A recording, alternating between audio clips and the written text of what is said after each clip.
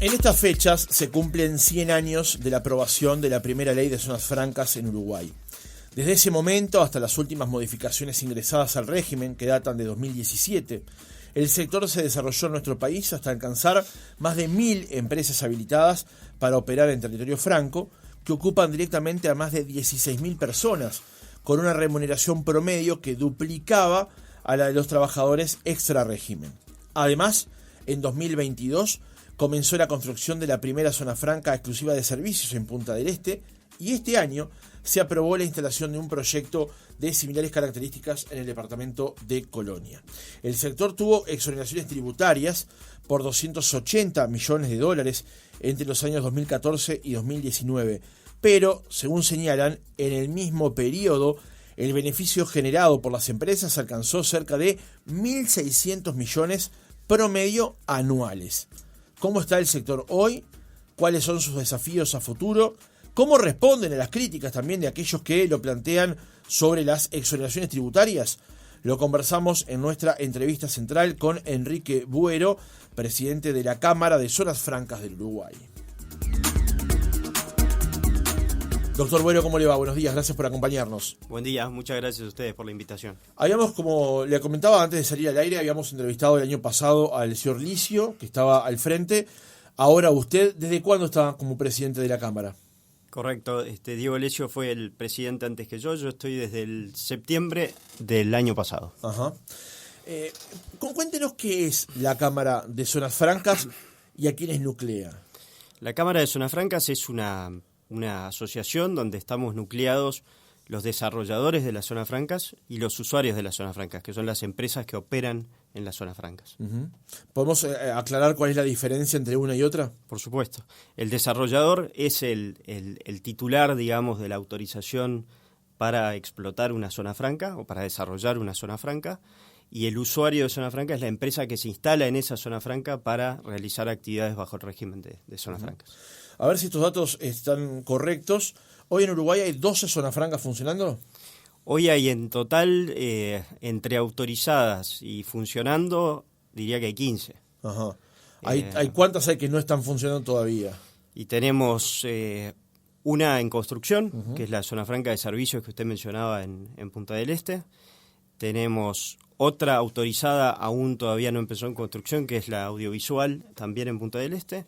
Y una tercera que vendría a ser la de Colonia, de servicios, que fue la última autorizada hace un par de semanas. O sea, son 12 funcionando y otras 3... Correcto. La información la citaba, era del informe de Uruguay 21. Perfecto. Las 12 zonas francas funcionando son Nueva Palmira, Frei Ventos, Cuecar, que es su PM2, Libertad, Punta Pereira, que es Montes del Plata, uh-huh, Colonia, Colonia Suiza, Florida Sur, Sudamérica, World Trade Center Free Zone, Parque de las Ciencias y Aguada Park. Parte de las ciencias justamente es donde usted trabaja habitualmente, correcto, digamos. Correcto. ¿Cómo describe hoy al sector de las zonas francas en Uruguay? ¿Cuál es si tuviera que auscultarlo y presentarlo, digamos, socialmente, cómo está el sector hoy por hoy? Perfecto. El sector de zonas francas en Uruguay es un sector pujante. Uh-huh. Es un sector que está muy consolidado bajo un régimen legal que está muy bien conceptuado. Como tú decías al principio, la última ley que tuvimos en materia de zonas francas es en realidad la 15921 del año 1987. Después tuvimos en 2017 la 19.566, que vino a introducir algunos cambios, pero mantuvo en todo lo sustancial aquello que ya traíamos desde el año 87, con lo cual es un régimen que tiene hoy una trayectoria muy importante en Uruguay. Por supuesto, si citamos la ley de 1923, ya son 100 años. Claro. Es un régimen que ha sido valorado por todos los partidos políticos que han estado en el gobierno en el Uruguay en los últimos años, en especial del 87 para aquí, donde el régimen tuvo un desarrollo muy grande. Es un régimen que genera una cantidad importante de empleo calificado, con buena remuneración, que tiene una participación muy importante en las exportaciones de Uruguay, sobre todo en materia de servicios, eso se ve muy claramente.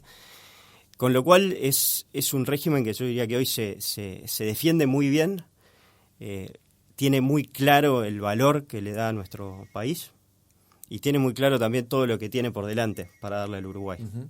Ahora vamos a ir a preguntarle por eso que tiene por delante, uh-huh, pero tal vez, más allá de que el sistema rige en Uruguay hace 100 años, ¿Qué es una zona franca? ¿Cómo describe a una zona franca y su operativa, digamos? Perfecto.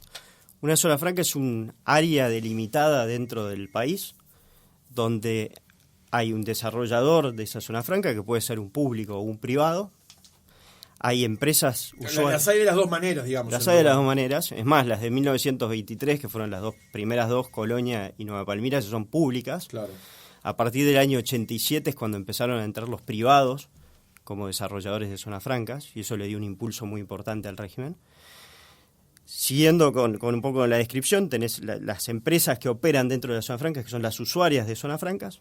Dentro de esa área delimitada, las actividades que se desarrollan allí tienen los beneficios del régimen de zonas francas y tienen algunas ventajas aduaneras también, además de otras particularidades. Entonces tenés beneficios, tenés también obligaciones y generan, de alguna manera, la posibilidad de atraer hacia Uruguay empresas que no vienen pensando en el mercado interno uruguayo, sino que vienen en su gran mayoría a trabajar desde Uruguay al mundo, a la región o al mundo, empleando personas uruguayas y bueno, generando una cantidad de beneficios para la economía. Días pasados entrevistamos a Ignacio Muncho aquí en el programa y él siempre destaca lo siguiente, que es que el principal socio comercial de Uruguay es China, sí, pero cuando sumamos productos más servicios, el principal socio comercial de Uruguay es Estados Unidos. Justamente muchos de los servicios, las zonas francas trabajan vinculado directamente hacia eso. ¿Cuáles son esos servicios que tal vez con la palabra solo conozcamos poco, digamos? Es buena la pregunta porque servicios engloba una cantidad de cosas. Hoy, yendo un pasito para atrás, la ley de zonas francas distingue tres actividades. Actividades comerciales, industriales y de servicios. Bajo actividades de servicios están todos los servicios de desarrollo de tecnología, de servicios compartidos, de call centers, de todo lo que sea prestación de servicios, donde de alguna manera la empresa lo que factura es un servicio, está considerado bajo el rubro servicios. Y como bien decías, hoy Estados Unidos es el principal destino de esos servicios, y los servicios dentro de las zonas francas tienen un peso muy importante, porque hoy es aproximadamente el 50% de las exportaciones desde zonas francas son servicios, pero si miramos el empleo, es prácticamente el 69% del empleo también lo está generando el sector servicios, con lo cual es un sector muy relevante. ¿Cuáles son los principales destinos de esas exportaciones en lo que tiene que ver con servicios específicamente? Estados Unidos a la cabeza y bastante despegado. Ajá. Sí. Bien. Es un dato revelador, ese 50%, digamos. Sí. ¿Se puede señalar que hay cierta dependencia o en realidad ustedes lo entienden normal o está bien, digamos? No, por supuesto que queremos seguir desarrollando todos los sectores de actividad que hay en las zonas francas y cada sector de actividad tiene sus propias necesidades para seguir desarrollándose y poder seguir aportándole al Uruguay inversión, empleo, exportaciones, que son los objetivos del régimen de zonas francas. La dependencia con los servicios, por momentos, lo que te hace es estar muy preocupado por algunos temas que empiezan a surgir. Por ejemplo, todo lo que es, y lo conocemos en el mundo de la tecnología, lo que es la diferencia entre la demanda y la oferta que hay en materia laboral, la flexibilidad que puedan o no tener las usuarias de zonas francas al momento de contratar personas en Uruguay, la competitividad que hoy está sobre la mesa y que es transversal a todos los sectores de actividad, porque está el tema del tipo de cambio, claro, y bueno, si es caro o es barato contratar servicios en Uruguay, qué tanto lo compensa o no el régimen de zonas francas, qué tanto lo compensa o no el tener una mano de obra muy bien valorada en el extranjero. O sea, sí, nos preocupa, pero también nos preocupan una cantidad de cosas que hoy están afectando a los industriales, a los logísticos. O sea, hoy eso es también lo que tienen las zonas francas. Estamos en muchas canchas a la vez y tenemos que velar por los intereses de todos. Claro. Decíamos en la introducción, doctor Güero, con respecto a la cantidad de personas que hoy se ocupan. Los últimos datos que recogí justamente que son en el entorno de las 16.000 personas. Pero ustedes específicamente destacan, y usted lo hizo recién, que son personas con una alta calificación y una buena remuneración. ¿Podemos profundizar sobre eso? Claro que sí. El primer dato interesante, y se lo agrego a esos 16.000 empleos, es que cuando hicimos un estudio de impacto económico de las zonas francas sobre la base del censo 2019, nos dio que el empleo indirecto era otro tanto. O sea, ahí ya estábamos en 30.000 empleos generados por el régimen de zonas francas en Uruguay. La segunda puntualización que muy bien hace es, sí, cuando vamos a mirar ese empleo y lo comparamos con el empleo que hay en el resto de la economía, vemos que, por ejemplo, la cantidad de personas con nivel terciario es el 50% versus en el resto de la economía que está en el entorno del 20%. O sea, ahí te está marcando claramente de que es un empleo de mayor calificación y eso se ve reflejado en la remuneración, que por momentos es el doble y un poquito más del doble del promedio en el resto de la economía. O sea que del 100% de las personas que hoy trabajan en forma directa, por lo pronto, sí, de zonas francas, el 50% son terciarios y el 100% tiene un salario de por lo menos el doble de lo que sería un salario similar extra zona, digamos. El promedio del salario de zona franca da ese doble del promedio del salario fuera de zona franca. Otro dato que anunciaba en la introducción, doctor Güero, es que el sector tuvo exoneraciones tributarias por $280 millones entre 2014 y 2019, pero en esos mismos años, anualmente, tuvo un beneficio de $1.600 millones. Y ponía este dato, y le hago a usted la pregunta ahora, porque muchas personas critican el sistema de zonas francas, planteando que tienen unas ventajas comparativas con otros sectores que, vendrían a ser injustas. La respuesta que ustedes dan es que cada dólar de exoneración tributaria que reciben de parte del gobierno, ustedes lo multiplican por 5 o por 6. Primero, si ese es el razonamiento, y segundo, ¿cómo se da ese proceso? Claro, el razonamiento es ese, exactamente. La crítica siempre hacia las zonas francas, digamos, la crítica fácil fue, pero ¿cuánto es la renuncia fiscal del Estado? ¿Cuánto está dejando el Estado de percibir en materia de impuestos por exonerar a estas empresas? Y ahí la primera cuestión es, si estas empresas estarían o no en Uruguay si no fuera porque uno le da ese tipo de incentivos para instalarse en Uruguay. Tenemos que tener en cuenta que Uruguay es un mercado pequeño, con lo cual hay determinadas empresas y determinadas actividades que no hace mucho sentido localizarlas en Uruguay, sino es pensando en el resto del mundo, en la región y en exportar desde Uruguay. Con lo cual, ese es el primer cuestionamiento o la primera respuesta a esa supuesta renuncia fiscal. O sea, el planteo es, si no existiesen estas condiciones, estas empresas en Uruguay no se instalarían. Por lo menos muchas de ellas, seguro que no. Y pongo un ejemplo claro, que es en la industria farmacéutica. Hay proyectos de farma en Uruguay con producción de productos farmacéuticos totalmente fuera de proporción si fuera pensando solo en el mercado uruguayo.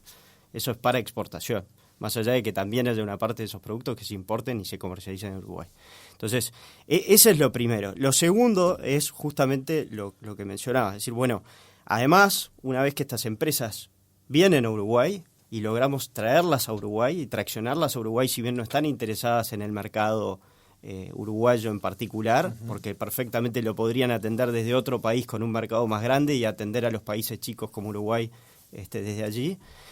¿Cuánto nos está dejando el régimen? Y ahí empezamos a ver y a comparar lo que es la exoneración de impuestos, digamos, renta, patrimonio, todo lo que las exoneraciones que tienen estas empresas, versus todo lo que está generando el régimen. Entonces el régimen está generando empleo, esas personas están pagando IRPF, esas personas cuando consumen pagan IVA. Las usuarias de zonas francas contratan bienes y servicios a empresas de plaza que pagan sus impuestos, pagan IRAE, pagan patrimonio y pagan todo el resto. Las empresas de zona franca pagan contribuciones a la seguridad social de las personas que emplean. Las empresas de zonas francas pagan además al desarrollador de zonas francas, que es una empresa grabada a todos los efectos, que no solo paga todos sus impuestos, patrimonio, IRAE, etcétera, sino que además paga un canon al Estado sobre su facturación para tener esa autorización como zona franca. Con lo cual todo ese derrame hace que hoy la medición esté dando que en el promedio de esos años que pudimos medir en su momento, porque era el último dato que teníamos, 2019, ahora ya está 2020 y esperamos tener 2021 en breve para poder actualizar ese dato, nos daba que el promedio estaba en el entorno de los $6, y si uno miraba la tendencia de los $6, del $6 cada $1 exonerado. Cada dólar exonerado en la economía devuelve 6.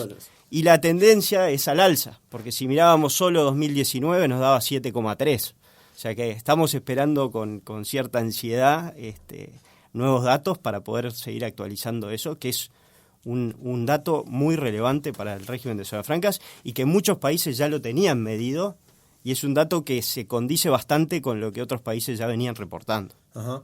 Y ese es el ámbito justamente para la otra pregunta, porque muchos plantean son muchas. Sí. El planteo que ustedes hacen es esta relación que tenemos hoy de devolución en torno a la exoneración y al crecimiento potencial que se va generando, en realidad implica que debamos ir en esa dirección, de crear más oferta a esa demanda, digamos. Ajá. Yo no sé si son muchas o son pocas, creo que tienen que ser las necesarias. Si miramos otros países, hay países en Latinoamérica con 200 zonas francas. Dominicana tiene 200 zonas francas. Colombia tiene 111 zonas francas. Puerto Rico tiene 50. O sea, pero lo que se plantea allí es un equilibrio también, sí, entre la zona franca por su consideración tributaria y aquellas que no lo son. Es que lo importante es que el sistema funcione, o sea, que las zonas francas logren traccionar hacia Uruguay estas empresas que podrían estar en otras partes del mundo y que miran Uruguay gracias a la seguridad jurídica y a los beneficios fiscales y a la calidad del empleo del Uruguay, la transparencia, la estabilidad económica, social y política, que conviven a su vez con todo el resto del sistema al cual le generan ingresos y tributan impuestos. O sea, yo creo que en la combinación está la clave del éxito. Uno ve el mapa, de vuelta estoy citando el informe de Uruguay 21 sobre zonas francas en 2022, sí, y hacíamos referencia a esas 12 que están en funcionamiento, más las 3 que vienen ahora, y todas están ubicadas del Río Negro hacia el sur. ¿Qué pasa hacia el norte? Hubo zonas francas en el norte, estuvo la zona franca de Rivera, por ejemplo. Es cierto que hay cierto interés y cierto debe, digamos, de lograr también una descentralización mayor de la economía, llevando actividades hacia el norte, y el instrumento de zonas francas puede ser un instrumento muy interesante. En el pasado las hubo, por distintas razones hoy no están, por ejemplo la de Rivera, pero hay proyectos varios dando vueltas por el tema zonas francas del Río Negro hacia el norte, y habrá que ver. Sin duda que es un instrumento que puede ser muy interesante. Tiempo atrás, en octubre del año pasado, se realizó un acuerdo entre el gobierno uruguayo y el gobierno brasilero, todavía con Bolsonaro como titular del gobierno de aquel país, en el que, de alguna manera, las condiciones para que una zona franca uruguaya pudiera vender hacia Brasil mejoraban. No hay ninguna instalada. ¿Eso augura que efectivamente se vaya a instalar una zona franca en el norte del país? Rivera, Artigas. Es buena la pregunta y no me animaría a dar una respuesta contundente, porque lo que sí puedo afirmar es que ese acuerdo con Brasil hoy ya está siendo una ventaja para las zonas francas existentes. Las zonas francas existentes hoy, que tienen empresas que exportan determinados bienes a Brasil, hoy ya están viendo la posibilidad de obtener un certificado de origen Mercosur, de agregar más valor a lo que hacen, que siempre es bueno para Uruguay, siempre es bueno para el régimen, de agregar mayor valor a las actividades, porque eso también redunda en mayores salarios, mayor calificación del empleo, etcétera. Y ya son varias las empresas que están usando esa posibilidad.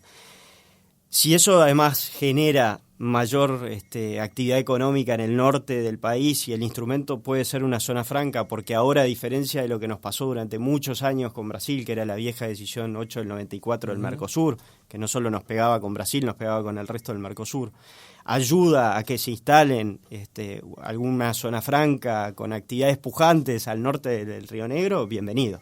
Uh-huh. Las dificultades de instalar zonas francas al norte del país, ¿era esa en particular o había otras? Por ejemplo, el tema de las conectividades, el tema de la formación eventualmente de las personas para trabajar allí, y la dificultad de radicar personas que vivan al sur del país. ¿Cuál fue la razón? Yo creo que tiene que ser multicausal la razón. Tiene que ser un tema de conectividad, por supuesto. Nosotros hoy desde la Cámara de Zonas Francas estamos muy preocupados por el tema de competitividad y conectividad y la cadena logística y los costos que tiene el mover las mercaderías dentro del Uruguay. Me imagino lo que será llegar al norte si uno piensa en tener que ir desde el puerto de Montevideo o desde el aeropuerto. O sea, ahí tenemos un tema seguro de costos logísticos para llegar al norte. Después hay un tema seguramente de recursos humanos, disponibilidad de recursos humanos. Por eso es tan importante todo esto que se está haciendo a través de la UTEC, por ejemplo, de desarrollar carreras universitarias en el interior y evitar ese movimiento hacia tan fuerte hacia la zona metropolitana y tener los recursos humanos en el lugar para poder desarrollar esas actividades. O sea, hoy si volvemos a lo que a lo que estamos viendo a nivel de Zonas Francas y el impacto enorme que está teniendo servicios, por ejemplo, Servicios hoy no está dentro de los beneficiados por este acuerdo entre Uruguay y Brasil. Uh-huh. Si queremos mayor empleo en el norte, y viendo lo intensivo en empleo que es el sector servicios, bueno, habría que pensar también cómo dotar de mayores incentivos a una posible zona franca en el norte que genere mayor actividad de servicios. Uh-huh. Doctor, como decíamos al arranque del reportaje, en este año se están cumpliendo 100 años de la primera zona franca en Uruguay, que fue creada justamente por ley en 1923. Luego ha habido una serie de actualizaciones desde el punto de vista de la normativa. Hay hoy funcionando una dirección de zonas francas dentro del Ministerio de Economía y Finanzas. La normativa hoy, ustedes desde los privados, de aquellos que desarrollan y que justamente buscan el negocio, ¿entienden que es la correcta? ¿Requeriría, teniendo en cuenta que la última actualización fue de 2017, nuevas actualizaciones? Para nosotros hoy la normativa es la correcta. ¿Por qué? Porque si miramos a nivel de derecho comparado y comparamos los regímenes de zonas francas en otros países, Uruguay tiene un valor, un activo muy importante en su régimen de zonas francas. Y es hacer los cambios necesarios, pero no más que eso. O sea, la estabilidad, la seguridad jurídica, el hecho de que nuestra ley sea del año 1987 y que hayamos tenido distintos partidos políticos en el gobierno, incluso algunos con mayorías parlamentarias, y todos hayan respetado y hayan cuidado el régimen de zonas francas y hayan buscado cómo potenciarlo y hayan buscado, sí, en 2017 cómo adecuar algunos aspectos de ese régimen de zonas francas para que, por ejemplo, la OCDE lo mire con buenos ojos, porque nosotros tenemos un hito también muy importante, que es en el año 2019, la OCDE emitió un informe donde establece que el régimen de zonas francas en Uruguay no es un régimen pernicioso para lo que es la recaudación fiscal internacional. Uh-huh. O sea, con los cambios que hicimos en el 2017, de alguna manera, logramos tener un régimen bien blindado frente a cualquier posible cuestionamiento. O sea, yo diría que hoy los cambios que se hicieron fueron los necesarios y suficientes. Hoy tenemos un régimen que es muy valorado justamente por su estabilidad, y no veo hoy que tengamos que estar haciendo una modificación en la ley de zonas francas. Uh-huh.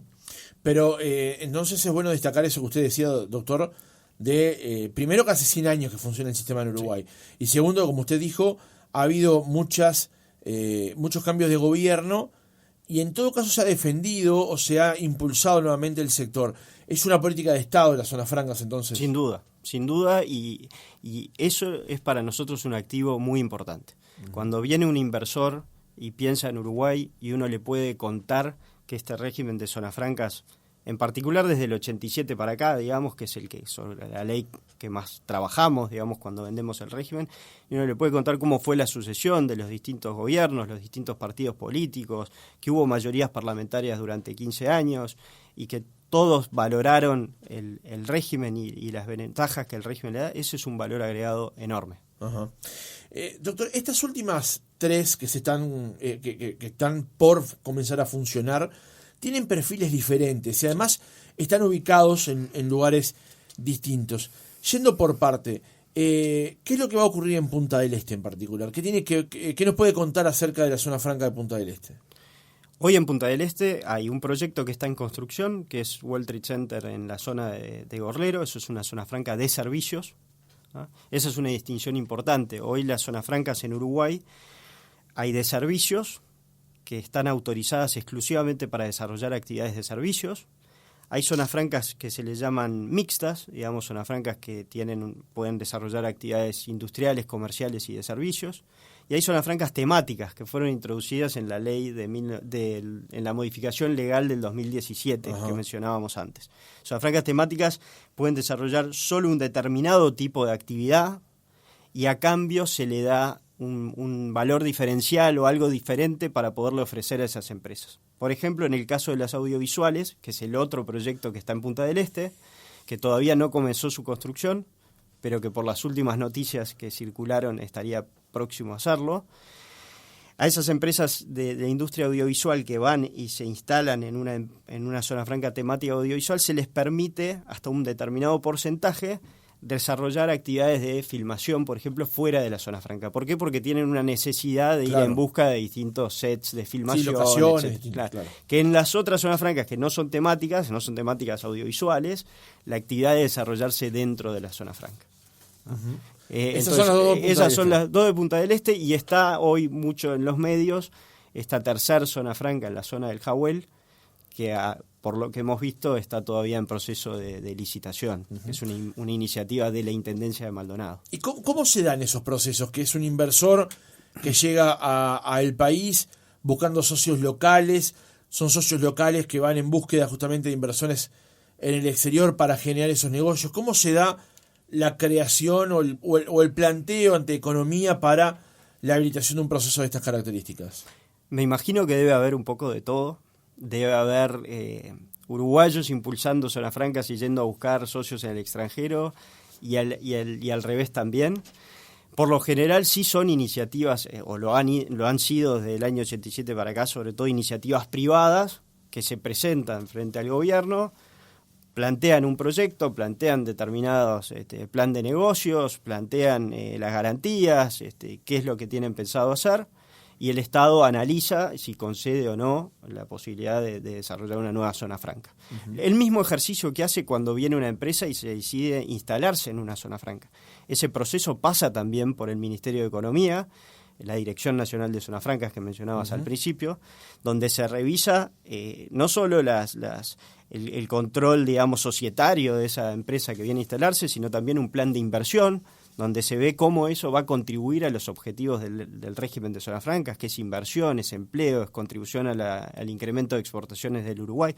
Bueno, básicamente es el mismo ejercicio. Cuando alguien viene y pide una zona franca, obviamente es mucho más riguroso, porque también vamos a lo que mencionabas antes, o sea, cuántas zonas francas, más zonas francas, dónde, qué tipo de actividad, dónde ponen el foco, qué nos van a generar.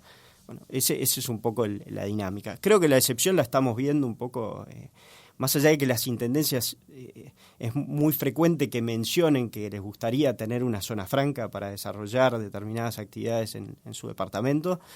Hoy que parecería claro que la de Maldonado es la que ha tomado la delantera, digamos, la que se ha visto con mayores avances en estos últimos tiempos. Y ahí es un poco distinto el procedimiento, porque es una intendencia interesada en desarrollar una zona franca que genera con el Ministerio de Economía un pliego y llama a interesados a desarrollarla. Y esto, obviamente, en función de todo lo que dijimos antes, le viene muy bien al departamento, porque genera empleo, porque genera inversiones y porque dinamiza un sector de la economía. Sí, en la medida que sean zonas francas exitosas y pujantes y logren captar usuarios de zonas francas interesados en instalarse en esas zonas francas, van a tener ese resultado. Bien, ya en el cierre del reportaje, como decíamos más temprano, la Cámara de Zonas Francas del Uruguay es la entidad que nuclea justamente a los desarrolladores y usuarios del régimen. ¿Cómo van a celebrar, entre comillas, este centenario del comienzo del desarrollo de las zonas francas en el país? Desde la Cámara nos hemos propuesto celebrarlo mirando hacia adelante, mirando hacia el futuro. Diciendo, bueno, lo hecho está, es muy bueno y lo queremos recordar siempre porque, como decía antes, es el activo más importante que tenemos. Ahora queremos pensar, bueno, de aquí en más, ¿qué más le puede traer el régimen de zonas francas al Uruguay? ¿A dónde queremos apuntar? ¿Cuál es el objetivo que nos vamos a marcar? Para eso estamos realizando estudios para poder hacer esas proyecciones sobre la base de una metodología, obviamente.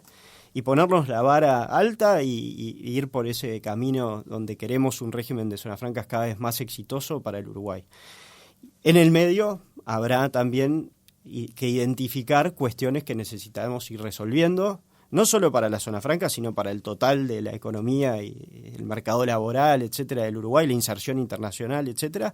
Pero bueno, nosotros también vamos a hacer foco en esas cuestiones que entendemos son claves para llegar a ese objetivo que nos vamos a fijar. Una pregunta que me quedó en el tintero, el doctor Boero, teniendo en cuenta que ya son 100 años de la zona franca del Uruguay, que ha tenido por supuesto actualizaciones normativos del 87 en adelante, el último en 2017, teniendo en cuenta la cantidad de gente que emplean, teniendo en cuenta los recursos que se vuelcan en la economía nacional, teniendo en cuenta las exoneraciones tributarias y cuánto ustedes devuelven por eso, la comunicación, la imagen de las zonas francas en Uruguay ha sido buena, ha sido bien comunicado por parte de ustedes, el valor que tienen como entidad y como sector de la economía, teniendo en cuenta que la mayoría de las veces cuando uno escucha zona franca dice lo que les estamos regalando.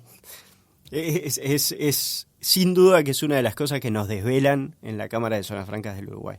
O sea, comunicar más y mejor. Creo que hemos venido haciendo un esfuerzo y eso se nota también, porque hoy uno escucha el espectro político muchas veces hablar de las zonas francas y ya hay muchos más actores que saben de lo que están hablando, pero tenemos muchísimo más por hacer. Y en el marco de esas actividades que queremos hacer para conmemorar los 100 años, es abrir la zona franca, es decir, bueno, vengan a visitarnos, vengan a conocer lo que hacemos. Creo que hay un antes y un después de que de que alguien visita o conoce o sabe de alguien que trabaja en una zona franca y todo lo que las zonas francas generan. Y eso sin duda que es un tema en el cual queremos seguir trabajando y queremos trabajar cada vez mejor, porque es clave, como bien dijiste. Uh-huh. Doctor Enrique Boero, presidente de la Cámara de Zonas Francas del Uruguay, por haber estado otra mañana con nosotros. Gracias a ustedes.